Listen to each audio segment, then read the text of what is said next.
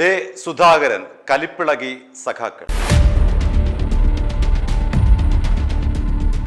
63 വർഷത്തെ CPIM ബന്ധം ഉപേക്ഷിച്ചുകൊണ്ടാണ് ഇത്തവണ ജി സുധാകരൻ അമ്പലപ്പുഴയിൽ UDF-ന്റെ പിന്തുണയോടുകൂടി MLA ആയി വിജയിച്ചു വന്നത്. അദ്ദേഹത്തിന് ഏതാണ്ട് 25,000-ലധികം വോട്ടുകളുടെ ഭൂരിപക്ഷം ഉണ്ടായിരുന്നു. അതിൽ പകുതിയിലധികം പേരും പഴയ CPM കാരാണ് അദ്ദേഹത്തിന് വോട്ട് ചെയ്തത് എന്നുള്ള ആരോപണമൊക്കെ ശക്തമായിരുന്നു. അതായത് ജി സുധാകരൻ പാർട്ടി നേതൃത്വത്തിന് എതിരായി എടുത്ത നിലപാട് ശരിയാണ് എന്ന് വിശ്വസിക്കുന്ന വലിയൊരു വിഭാഗം അമ്പലപ്പുഴയിൽ ഉണ്ടായിരുന്നു. ആ സഖാക്കൾ കൂടി തനിക്ക് വോട്ട് ചെയ്തിട്ടുണ്ട് എന്നാണ് സുധാകരൻ പല തവണ ആവർത്തിച്ചിട്ടുള്ളത്. അതൊരു പക്ഷേ ശരിയായിരിക്കാം. കാരണം അദ്ദേഹത്തിൻ്റെ ഇത്രയും ഭൂരിപക്ഷത്തിന് പിന്നിൽ പഴയ സഖാക്കളല്ലാതെ മറ്റാരും ആകാൻ സാധ്യതയില്ല. അല്ലെങ്കിൽ എങ്ങനെയാണ് ഇത്രയും ഭൂരിപക്ഷത്തിൽ അമ്പലപ്പുഴയിൽ അദ്ദേഹം ജയിക്കുന്നത്? ഇപ്പോൾ വിഷയം അതല്ല. ഇന്ന് അദ്ദേഹത്തിനൊരു പരാതി കിട്ടി. അതായത് നീർക്കുന്നം സ്കൂളിൽ നിന്ന് മണ്ണ് കടത്തുന്നു എന്നുള്ള പരാതിയാണ് അദ്ദേഹത്തിന് ലഭിച്ചത്. നീർക്കുന്നം സ്കൂളിലേക്ക് ജി സുധാകരൻ എത്തി. അദ്ദേഹത്തിനൊപ്പം കോൺഗ്രസ് പ്രവർത്തകരും ഉണ്ടായിരുന്നു.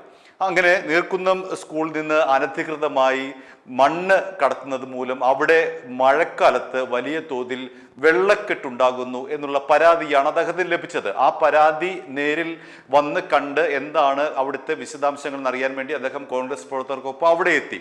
അപ്പോഴാണ് അവിടെ അദ്ദേഹത്തിൻ്റെ പഴയ സഹപ്രവർത്തകരായിട്ടുള്ള 2-3 പേരെ കണ്ടത്. അതോടുകൂടി 2 പേർക്കും കലിപ്പിളകി.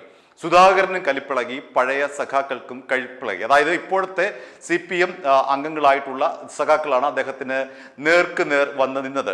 മുൻ MLA H. സലാമിൻ്റെ, അതായത് ഇത്തവണയും ജി സുധാകരന് എതിരായി നിന്നത് H. സലാമാണല്ലോ. അദ്ദേഹം തോറ്റുപോയി. അവിടെയാണ് H. സലാമിൻ്റെ മുൻ പേഴ്സണൽ സ്റ്റാഫ് അംഗമായ പ്രശാന്ത് കുട്ടി, പഞ്ചായത്ത് പ്രസിഡന്റ് ഹാരിസ് എന്നിവർ ജി സുധാകരനുമായി മുഖാമുഖം വന്നത്. ഇതോടുകൂടി 2 പേരും തമ്മിൽ വഴക്കായി. അതായത് നമുക്കറിയാമല്ലോ, CPM ഇന്ന് പുറത്താക്കി കഴിഞ്ഞാൽ ഉടൻ തന്നെ വർഗവഞ്ചകനാണ്, വർഗശത്രുവാണ്, അമേരിക്കൻ സാമ്രാജ്യത്വത്തിൻ്റെ ഏജന്റാണ്. ഇങ്ങനെയൊക്കെയാണ് CPM ഇന്ന് പുറത്താക്കി കഴിഞ്ഞാൽ ആ പുറത്താക്കപ്പെട്ട ആൾക്കെതിരെ ഉന്നയിക്കപ്പെടുന്ന ആരോപണം. അപ്പോൾ ആ അർത്ഥത്തിൽ നോക്കുമ്പോൾ പ്രശാന്ത് കുട്ടിക്കും ഹാരിസിന് മുന്നിൽ നിൽക്കുന്നത് ജി സുധാകരനല്ല, മറിച്ച് അമേരിക്കൻ സാമ്രാജ്യത്വത്തിൻ്റെ ഏജന്റാണ്, സാമ്രാജ്യത്വത്തിനെ പിന്തുണയ്ക്കുന്ന ആളാണ്, വർഗ വഞ്ചകനാണ്, തൊഴിലാളി വിരുദ്ധ വഞ്ചകനാണ്. അങ്ങനെ ഒരാൾ ഇങ്ങനെ നിൽക്കുമ്പോൾ എങ്ങനെയാണ് എതിർക്കാതിരിക്കുക? ഉടൻ തന്നെ 2 പേരും തമ്മിൽ, അതായത് ജി സുധാകരനും ഈ പറയുന്ന പ്രശാന്ത് കുട്ടിയും ഹാരിസും തമ്മിൽ വാഗ്വാദത്തിൽ ഏർപ്പെട്ടു. ആ വാഗ്വാദം എന്ന് പറയുന്നത് ആദ്യം ഈ മണ്ണുകടത്തലുമായി ബന്ധപ്പെട്ട വാഗ്വാദം പിന്നീട് രാഷ്ട്രീയ കാര്യങ്ങളിലേക്ക് കടന്നു. സാറേ എന്നാണ് ഞങ്ങൾ വിളിച്ചുകൊണ്ടിരുന്നത്, അല്ല ഞങ്ങളെ കൊണ്ട് വിളിപ്പിക്കുകയായിരുന്നു എന്നാണ് ഈ 2 കൂട്ടർ ജി സുധാകരനോട് പറഞ്ഞത്. മാത്രമല്ല പിന്നീട് സുധാകരൻ പറഞ്ഞത്, ഞാൻ ജനങ്ങളുടെ ഒപ്പമാണ്, ജനങ്ങൾ എൻ്റെ ഒപ്പമാണ്, അതുകൊണ്ടാണ് ഞാൻ ഇവിടെ 25,000 വോട്ടിന് വിജയിച്ചത്, നിങ്ങൾക്കതിന് എന്താണ് ഉത്തരം എന്ന് ചോദിച്ചപ്പോൾ ഈ പറയുന്ന പ്രശാന്തും ഹാരിസും പറഞ്ഞത്, PK കുഞ്ഞാലിക്കുട്ടി താങ്കളെക്കാൾ കൂടുതൽ വോട്ട് വാങ്ങി വിജയിച്ചയാളാണ്, അതുകൊണ്ട് അത്തരം കണക്കുകളൊന്നും ഞങ്ങളുടെ മുന്നിലേക്ക് വേണ്ട എന്ന നിലയിലേക്ക് മാറി. ഉടൻ തന്നെ വരുന്നു അപ്പുറത്ത് 2 അടി. ആ അടി നടന്നത് PTA അംഗങ്ങൾ തമ്മിലാണ്. ഇവർ തമ്മിലുള്ള അന്താരാഷ്ട്ര വിഷയങ്ങളിലെ ഈ പറയുന്ന വാഗ്വാദങ്ങൾ നടക്കുന്ന, അല്ലെങ്കിൽ താർക്കിക പ്രശ്നങ്ങൾ നടക്കുന്ന അന്താരാഷ്ട്ര തലത്തിലെ വലിയ തോതിലെ സാമ്രാജ്യത്വ വിരുദ്ധ ചർച്ചകളിലേക്ക് കടന്നപ്പോഴേക്കും തൊട്ടടുത്ത് പടപടാന്ന് ശബ്ദം കേട്ടു. നോക്കിയപ്പോൾ ഉണ്ട് അവിടെ 2 PTA അംഗങ്ങൾ തമ്മിൽ അടിച്ചു മറിയുന്നതാണ്. താഴെ കിടന്നുരുണ്ട് വലിച്ചു കീറി, ഷർട്ടുകളൊക്കെ വലിച്ചു കീറി, ആകെ അലമ്പ്. അതോടുകൂടി ആരൊക്കെയോ ചേർന്ന് അമ്പലപ്പുഴ പോലീസിനെ വിവരമറിയിച്ചു. പോലീസ് വന്നാണ് ഇവരെല്ലാം കൂടെ, ഈ ടീമിനെ എല്ലാം കൂടെ പിരിച്ചുവിടുന്നത്. അതോടുകൂടി സംഭവം ശാന്തമായിരിക്കുകയാണ്. ചുരുക്കത്തിൽ ഇത്രമേ ഉള്ളൂ. ജി സുധാകരനും പഴയ സഖാക്കളും തമ്മിൽ കണ്ടു കഴിഞ്ഞാൽ ഉടനെ സാമ്രാജ്യത്വ പ്രശ്നങ്ങളിലേക്ക് ചർച്ചകൾ കടക്കുകയായി.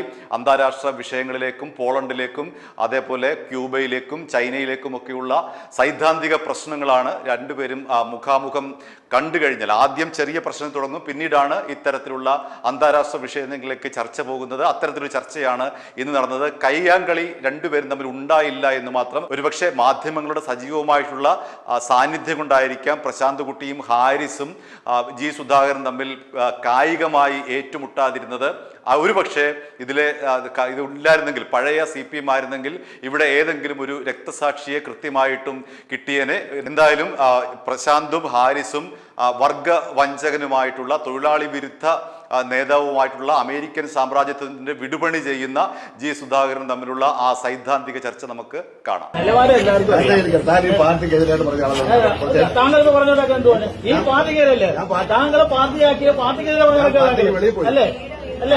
ആ വെളിയിൽ പോയി. അതാ പറഞ്ഞേ, എല്ലാം നേടിക്കഴിഞ്ഞ് പുറത്തു പോയി. അത്രേ ഉള്ളൂ. എന്ത് നേടാനെന്നാ? ഒന്നും നേടിയിട്ടില്ല. ഒന്നുമല്ല, നേടുമല്ലോ. പക്ഷെ നേടി അതാണ് ഞങ്ങൾ പറയുന്നത്. പാർട്ടിയിൽ നിന്ന് നേടി ഇല്ലെന്ന് പറയണ്ട. പാർട്ടിയിൽ നിന്ന് നേടി സ്ഥിരമൊന്നുമല്ല ഞങ്ങൾ പറയുന്നത്. ഞങ്ങൾ ഒരു 1.5-2 വർഷം മുമ്പ് ഞങ്ങളൊന്നും പറയത്തില്ല. സാറേന്നല്ലേ വിളിച്ചിരുന്നത്? സാറേന്നാ വിളിപ്പിച്ചിരുന്നത് സാറേന്നാ. അതൊക്കെയായിരുന്നു. ഓരോ പാർട്ടിയിലും പ്രവർത്തിക്കുന്ന അംഗീകരിക്കും. ജനങ്ങൾ അംഗീകരിച്ചു. അതെ, അപ്പൊ അംഗീകരിച്ചു. അപ്പൊ മാറ്റം എല്ലാവർക്കും അംഗീകരിക്കുന്നല്ലേ പറഞ്ഞു. അതെ 29,000 ഉപയോഗിക്കണ്ട്. കുഞ്ഞാലിക്കുട്ടി ഒരു ലക്ഷം അങ്ങനെ ഭൂരിപക്ഷത്തിൽ പറഞ്ഞോണ്ട് ഞാൻ പറഞ്ഞത്. ഇത്ര വോട്ട് ജയിച്ചു എന്ന് പറയുമ്പോ 1,80,000 വോട്ട് കുഞ്ഞാലിക്കുട്ടി ജയിച്ചു. അത് ആരും പറഞ്ഞിട്ടില്ല. ഞങ്ങൾക്ക് നേരിട്ടാ വന്നത്. അതാണ് പ്രശ്നം. അവിടുത്തെ പ്രശ്നമാണ്. ഞങ്ങൾ പറഞ്ഞു വെച്ചാൽ തോറ്റുപോയെന്ന്. എല്ലാ തവണയും ജയിച്ചല്ലേ വന്ന് MLA ആയിരുന്നു, മന്ത്രി ആയതുകൊണ്ടാണ്. അതല്ല, എല്ലാ തവണയും ജയിച്ചു വന്നാണ് MLA മന്ത്രിയായത്. അതാണ് കറക്റ്റ്. ഒരു പ്രാവശ്യം പോലും തോറ്റില്ലെങ്കിൽ ആ പ്രസ്ഥാനം തീരുമാനിച്ചു. പിന്നെ ഞങ്ങളൊന്നായിട്ട് വന്നത്. ഇപ്പൊ തോറ്റാലും പ്രസ്ഥാനം തീരുമാനിച്ചായിരുന്നു. അത്രേ ഉള്ളൂ.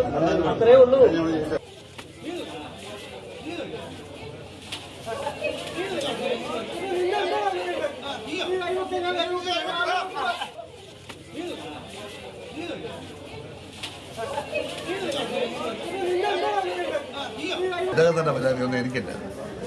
എൻ്റെ അടുത്ത് ഓറലായിട്ടാണ് വിളിച്ചാണ് പറഞ്ഞത്. ഒരു പഴയ ബ്ലോക്ക് മെമ്പറാണ് വിളിച്ചു പറഞ്ഞത്. അപ്പോൾ ഇവിടെ വന്നു. ഞാനൊരു റിപ്പോർട്ട് ഗവൺമെൻറ്റോട് പറഞ്ഞുള്ളൂ. അതിന് ഈ ബഹളമുണ്ടാക്കി ഞാനൊരു രാഷ്ട്രീയം പറഞ്ഞില്ല. വെളിയിൽ നടത്തുന്ന പ്രസംഗങ്ങളെ പറ്റി ഇവിടെ പറയുകയാണ്. മനസ്സിലായോ? അതിപ്പോഴത്തെ നിയമപ്രകാരം ചരിത്ര സ്മാരകമായി നിലനിർത്താം. അതൊന്ന് കുട്ടികൾ പഠിക്കേണ്ടത്. അതൊന്നും ചെയ്തത് പൊളിച്ചത്. ചുറ്റും പറഞ്ഞാൽ ഒരു പരിശോധനയില്ലാതെ ഇതെല്ലാം പൊളിച്ചിട്ട് പുതിയ കെട്ടിടം പണിയാണ്. പുതിയ കെട്ടിടം ഇവിടെ പലരുടെ പിടിച്ചാലും പണിഞ്ഞു കൊടുത്തിട്ടുണ്ട്. ഗവൺമെൻറ് പഠിച്ചിട്ട് അതൊക്കെ ഇനിയും പണിയുമായിരിക്കും. ഇതെന്താണെന്ന് അന്വേഷിക്കാൻ വേണ്ടിയാണ് ഞാൻ വന്നത്. പഞ്ചായത്ത് പറഞ്ഞിട്ടാണ് പൊളിച്ചതെന്നാണ് കിട്ടിയ വരും. പഞ്ചായത്തിന് പൊളിക്കാൻ അധികാരമില്ല. i2i News, an eye for truth. i2i News subscribe ചെയ്തിട്ടില്ലാത്തവർ ഇപ്പോൾ തന്നെ സബ്സ്ക്രൈബ് ചെയ്യുക. നോട്ടിഫിക്കേഷൻ ലഭിക്കുവാൻ ബെൽ ബട്ടണും അമർത്തുക.